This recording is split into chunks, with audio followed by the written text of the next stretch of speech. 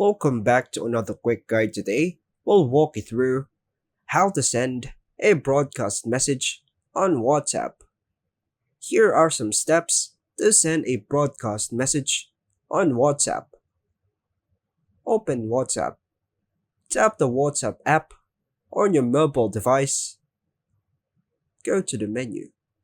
Tap the three dots in the top right corner. Select New Broadcast.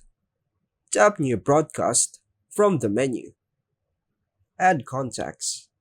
Select the contacts you want to send the message to. They must have your number saved. Tap the check mark to create the broadcast list. Type and send your message. Enter your message and tap the send button. The message will be sent individually to each contact, and replies will appear in private chats. Now, you've successfully sent a WhatsApp broadcast message. And that's all for now, folks. Thanks for watching.